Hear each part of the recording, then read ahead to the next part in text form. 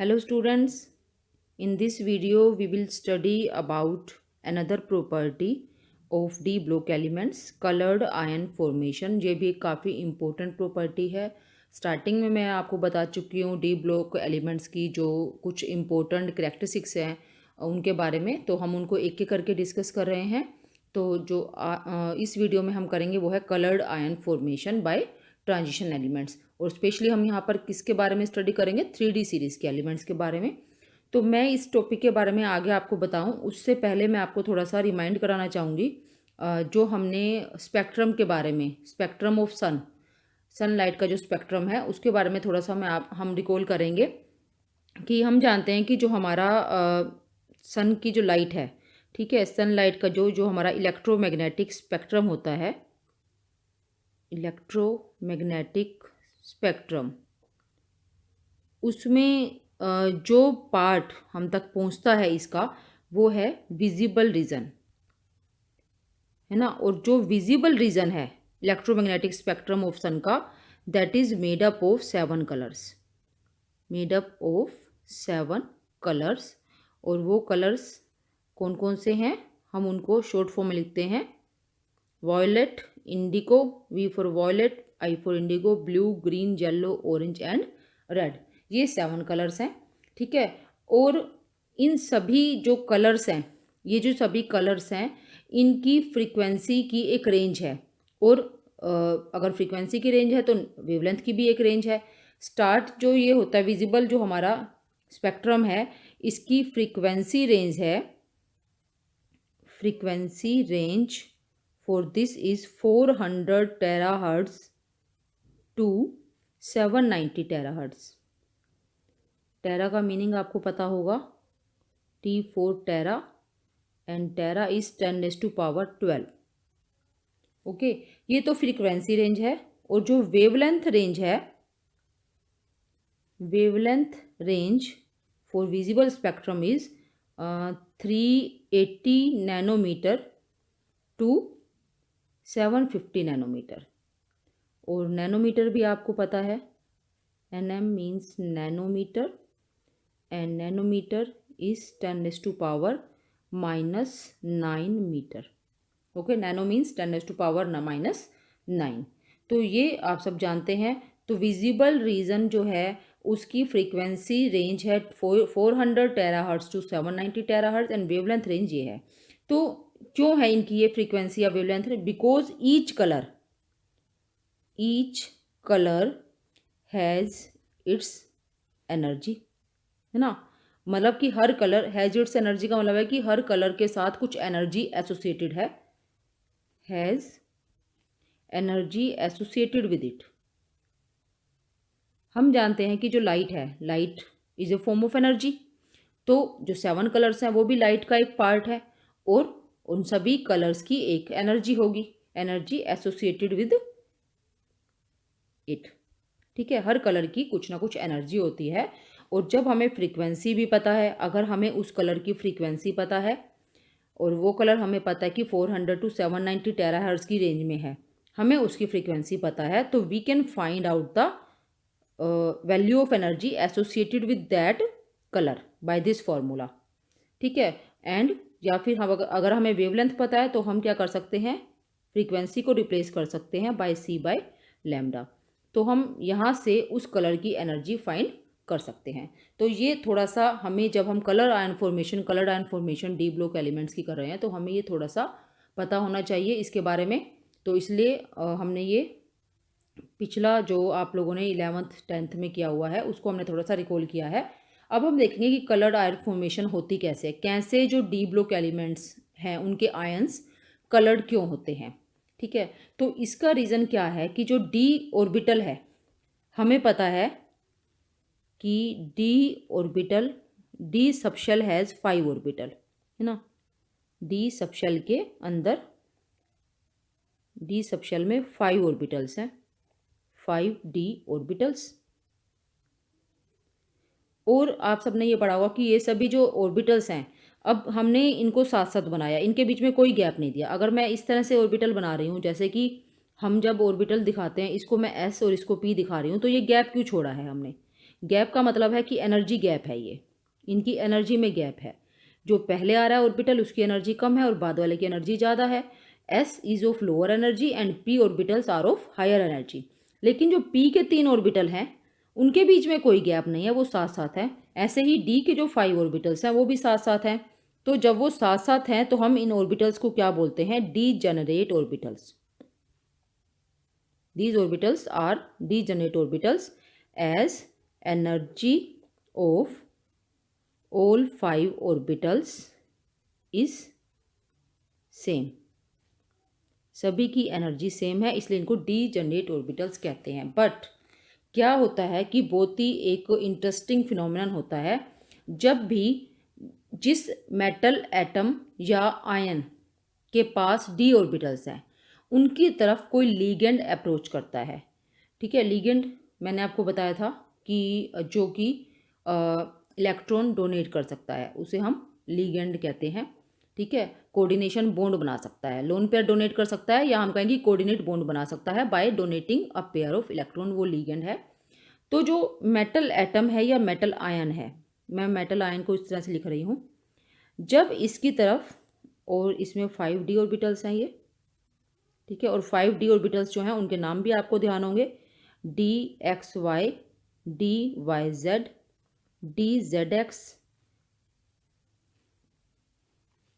dx square minus Y square and dz square, ये इन 5d orbitals के नाम हैं। तो जब इनकी तरफ कोई लीगेंड अप्रोच करता है तो क्या होता है कि ये जो 5d ऑर्बिटल्स हैं ये स्प्लिट हो जाते हैं, इनकी एनर्जी डिफरेंस, एनर्जी में डिफरेंस आ जाता है, स्प्लिटिंग हो जाती है। इनकी एनर्जी जो है, इन ये जो डीजनरेसी जो है वो डिस्ट्रॉय हो जाती है। और क्या होता है, जब ये अप्रोच कर रहा है इसकी तरफ, इसके पास आता है, तो क्या होगा कि ये जो 5 ऑर्बिटल्स थे ये इस तरह से स्प्लिट हो जाते हैं, 3 ऑर्बिटल्स एक साथ आ जाते हैं और 2 ऑर्बिटल्स एक साथ आ जाते हैं। जो ये 2 ऑर्बिटल्स हैं इनको बोलते हैं Eg और इन 3 ऑर्बिटल्स को बोलते हैं T2g। ओके, तो ये इनमें कौन कौन से 5 ऑर्बिटल्स हमने देखे हैं, ये हैं। और तो Eg कौन से हैं और T2g कौन से हैं? Eg तो हैं dx square minus Y square और dz स्क्वेयर, और T2g हैं dxy, dyz एंड dzx। ठीक है, ये जो है तो इसका Eg का मतलब है इक्वली डीजनरेटेड। ठीक है, और ये जो 5 ऑर्बिटल्स हैं, सॉरी जो 2 ऑर्बिटल्स हैं, 2 Eg ऑर्बिटल्स हैं, ये नॉन एक्सियल हैं। ठीक है, ये नॉन एक्सियल है, एक्सिस पर नहीं होते, बिटवीन द एक्सिस होते हैं। ये मैं अभी आपको क्लियर कर दूंगी। वैसे जब आपने शेप्स की होंगी 5d ऑर्बिटल्स की, तो वहाँ पर आपने इनकी शेप्स में देखा हो कि किस तरह से इनके ऑर्बिटल्स, इनकी लोब्स होती हैं, कहाँ कहाँ पर होती हैं। और जो T2g है, इसे इसका आप इसको इस तरह से याद सकते हो, T मीन्स ट्रिपली डीजनरेटेड। ठीक है, तो ये है इसमें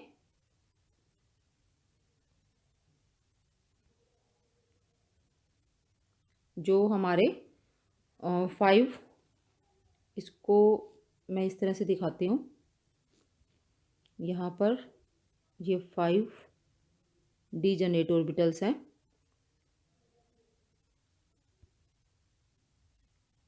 ठीक है, डी के 3d 4d 5d कुछ भी हो सकता है, ये इस तरह से स्प्लिट हो जाते हैं। और इनकी जो एनर्जी में जो गैप है, ये जो एनर्जी गैप है इसे बोलते हैं CFSE।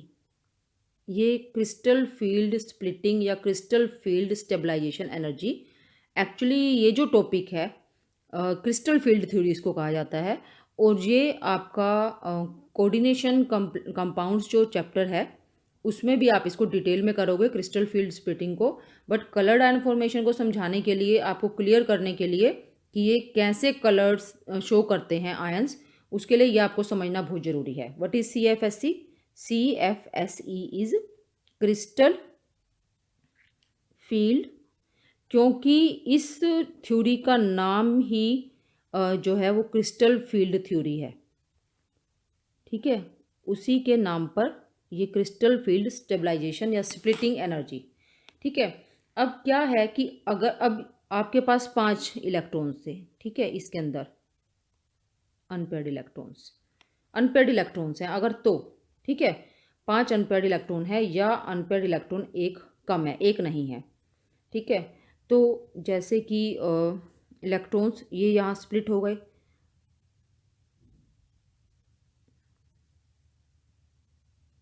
ठीक है, अब ये जो मैंने आपको दिखाया है कि 3 ऑर्बिटल्स नीचे हैं, 2 ऑर्बिटल ऊपर हैं, तो कई बार ऐसा भी होता है कि 2 ऑर्बिटल जो है वो लोअर एनर्जी के हो जाते हैं, 3 ऑर्बिटल हायर एनर्जी के हो जाते हैं। जो T2G ऑर्बिटल्स हैं, यहाँ मैंने आपको लोअर एनर्जी नीचे दिखाया तो मीन्स उनकी एनर्जी कम है, और जो EG ऑर्बिटल्स हैं जो कि नॉन एक्सियल हैं, उनकी एनर्जी यहाँ मैंने आपको ज़्यादा दिखाई है। ये डिपेंड करता है किस टाइप के कम्प्लेक्सेस हैं, टेट्राहेड्रल है या ऑक्टाहेड्रल है, उन पर डिपेंड करता है कि कौन से ऑर्बिटल्स की एनर्जी कम होगी और कौन से की ज़्यादा होगी। अभी मैं आपको थोड़ा सा ही इसके बारे में बता रही हूँ। ठीक है, तो क्रिस्टल फील्ड स्टेबलाइजेशन एनर्जी, अब जब इलेक्ट्रॉन्स हैं यहाँ पर जो लोअर ऑर्बिटल्स में जो इलेक्ट्रॉन्स हैं, लोअर इलेक्ट्रॉन्स, ठीक है, जब लोअर ऑर्बिटल इलेक्ट्रॉन्स, जब इन पर लाइट पड़ती है या इनको एनर्जी मिलती है, ठीक है, तो क्या होता है, ये एक्साइट होकर ये अपर ऑर्बिटल में चले जाते हैं, हायर ऑर्बिटल में चले जाते हैं। ठीक है, और एक्साइट होंगे तो क्या करेंगे, एक्साइट कैसे होता है कोई भी इलेक्ट्रॉन, बाय गेनिंग एनर्जी, है ना। लाइट से मिलने वाली जो एनर्जी है, जो 7 कलर्स हैं, उन 7 कलर्स में से किसी एक कलर को ये इलेक्ट्रॉन एब्जॉर्ब कर लेगा। ठीक है, और उसकी एनर्जी को लेकर ये अपर लेवल में, हायर एनर्जी लेवल में, हायर डी ऑर्बिटल में चला जाएगा। ठीक है, अब वो हायर डी ऑर्बिटल में जब वो चला गया तो बाकी जो 7 कलर्स बचेंगे, अगर आपको ध्यान हो, आपको एक लोअर क्लासेस में ये बताया जाता था कि ये देखने के लिए कि जो सनलाइट है वो 7 कलर्स की बनी हुई है, आपको बताया जाता था कि इस तरह का एक सिंपल सा एक्सपेरिमेंट होता था जिसमें कि 7 कलर्स लगे हुए होते थे, इस तरह से, है ना, अलग अलग 7 कलर्स होते थे। और आप इसको जब आप एक स्टिक के ऊपर इसको माउंट कर देते हैं, मतलब कि फिक्स नहीं करते हैं इस तरह से कि ये रोटेट हो सके, और इसको जोर से आप घुमाते हैं इसको, व्हील को, तो क्या होता है कि आपको ये वाइट दिखाई देता है, चाहे इस पर 7 कलर्स हैं तो भी। ठीक है, तो इसका मतलब क्या है कि अगर वो 7 कलर्स मिक्स होंगे तो लाइट का कलर क्या हो जाएगा, वाइट हो जाएगा, है ना। लेकिन अगर इसमें से कोई एक कलर निकल गया तो भी क्या वो वाइट रहेगा, तो वो वाइट नहीं रहेगा, क्योंकि उसको वाइट तो 7 कलर्स बना रहे हैं। ठीक है, उस 7 कलर को मैं यहाँ पर लिख देती हूँ विप ग्योर से। तो ये जो 7 कलर्स हैं ये मिक्स होकर जब वाइट बनाते हैं, तो अगर इनमें से कोई एक कलर निकल गया तो क्या होगा, बाकी जो कलर बचे उन कलर की मिक्सिंग से जो कलर बनेगा उसको हम कंप्लीमेंट्री कलर कहेंगे। ठीक है, आप इसको इस तरह से समझिए कि हमारे पास ये एक, यहाँ पर क्या है, यहाँ पर हमारे पास मेटल आयन का कोई सॉल्यूशन है, हम इसको सॉल्यूशन लिख लेते हैं। ठीक है, मेटल आयन का किसी भी, जब इस पर 7 कलर्स, मैं लाइट की बजाय 7 कलर्स लिख रही हूँ यहाँ पर, इसने क्या किया, इसने इसमें से 7 कलर्स में से एक, जैसे ब्लू कलर को एब्जॉर्ब कर लिया, blue colour absorbed, blue colour को इसने एब्जॉर्ब कर लिया।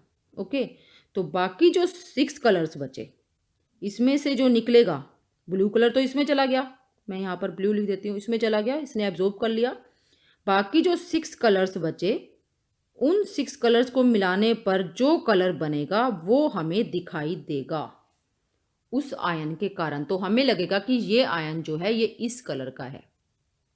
ठीक है, इस आयन का सॉल्यूशन, इस मेटल आयन का सॉल्यूशन इस कलर का है, वो हमें वो कलर दिखाएगा उस टाइम पर।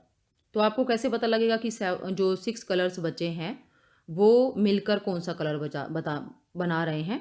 उसके लिए बहुत ही सिंपल सा एक मेथड है कि अपोजिट कलर हो जाता है। जैसे कि आप इसको एक सिंपल ट्रिक मैं आपको बताती हूँ, आप इसको नोट कर सकते हैं। Trick to find complementary colour.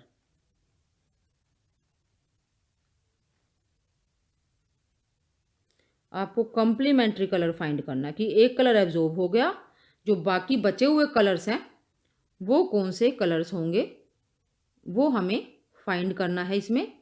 तो उसके लिए आप वायलेट और इंडिगो, बैंगनी और जामुनी लगभग एक जैसा ही कलर दिखाई देता है, तो आप इसको ना इस तरह से ही बनाओ, ठीक है, और इसको 6 पार्ट्स में डिवाइड कर लो, ठीक है। वायलेट और इंडिगो को मैं वी ही लिख देती हूँ, blue, green, yellow, orange, red, है ना।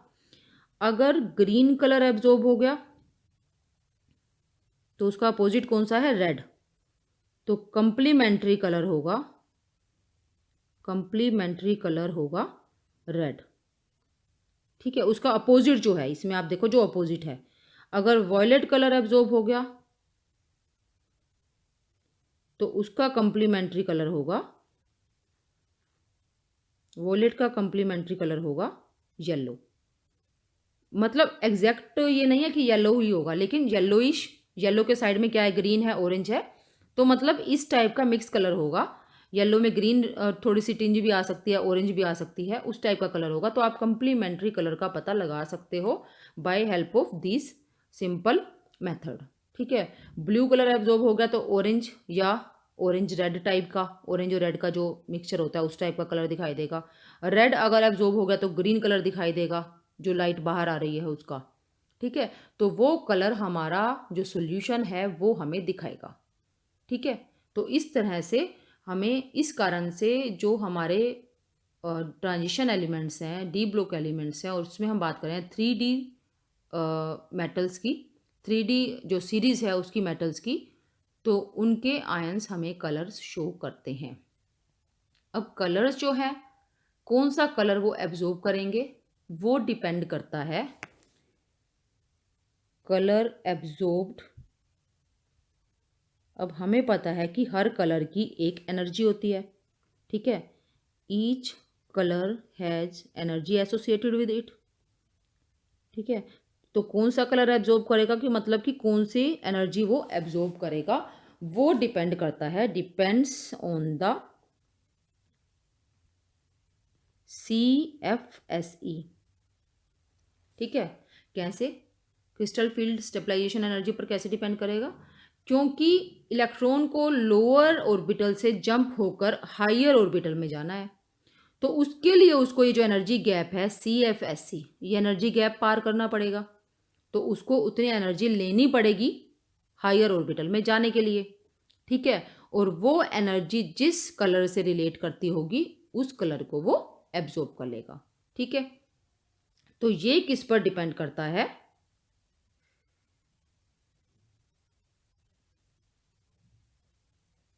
ये डिपेंड करता है कौन जो लीगेंड अप्रोच कर रहा है उसको, वो किस टाइप का है, ठीक है। तो लीगेंड भी दो टाइप के होते हैं, स्ट्रॉन्ग फील्ड लीगेंड और weak field ligand.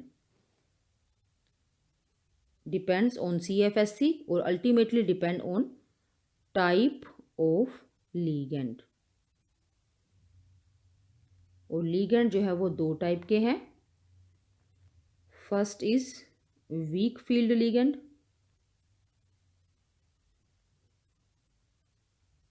and another is strong field ligand,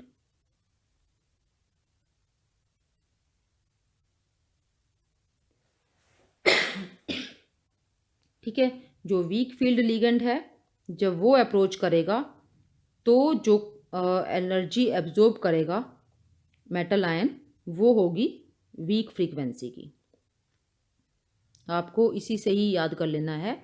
weak field ligand जब आएगा तो वो जो है उसके लिए CFSE जो है वो स्मॉल होगी, कम होगी, एनर्जी जो डिफरेंस है वो कम होगा। एनर्जी डिफरेंस मतलब कि वो जो स्प्लिटिंग करेगा ना डी ऑर्बिटल्स की, वो उतनी ज़्यादा नहीं कर पाएगा, यानी कि उसके बीच में डिफरेंस जो है एनर्जी का वो कम रहेगा। एनर्जी का डिफरेंस कम रहेगा अगर, तो इलेक्ट्रॉन को जंप करके हायर ऑर्बिटल में जाने के लिए कम एनर्जी के कलर को एब्जॉर्ब करना होगा। और कम एनर्जी का मतलब है कम फ्रीक्वेंसी, क्योंकि हमें पता है E is equal to H nu. अगर फ्रीक्वेंसी कम है तो एनर्जी भी कम होगी, या एनर्जी कम है तो उसकी फ्रीक्वेंसी भी कम होगी। और जो स्ट्रॉन्ग फील्ड लिगेंड है वो हायर फ्रीक्वेंसी की, उसके लिए हायर फ्रीक्वेंसी की लाइट जो है वो चाहिए होगी। ठीक है, यहाँ से आप ये ध्यान कर रख सकते हो। तो जो वाटर है, मैं आपको एग्जांपल दे रही हूँ अब, और मैं आपको कलर्स बता रही हूँ मेटल आयंस के। जब उनको वाटर में डाला जाता है तो वो कौन कौन से कलर्स शो करते हैं। आप देखिए यहाँ पर ये मेटल आयंस के एग्जांपल दिए हुए हैं, और जो इनके कलर्स हैं, ये कलर्स हैं in water in aqua solution.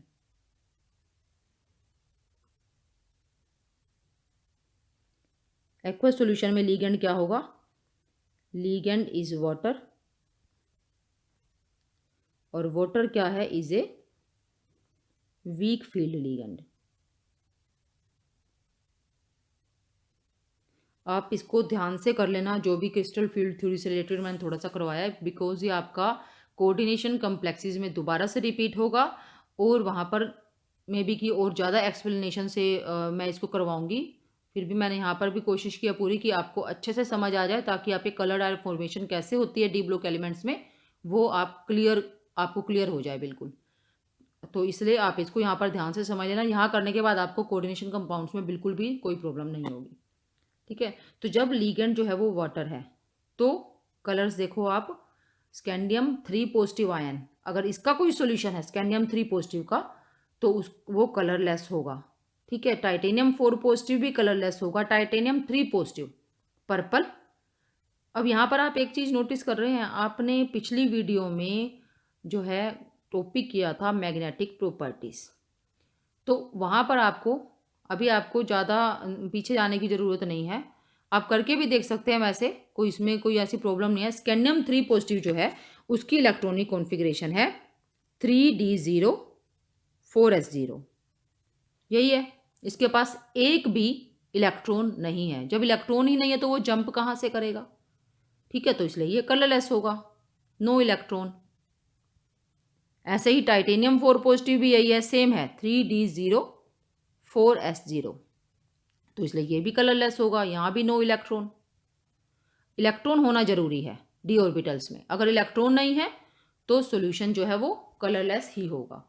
फिर टाइटेनियम 3 पॉजिटिव, यहाँ पर डी में एक इलेक्ट्रॉन आ जाएगा 3d में, और इसका कलर है पर्पल। तो कलर एंटायरली डिपेंड करता है टाइप ऑफ लीगेंड पर।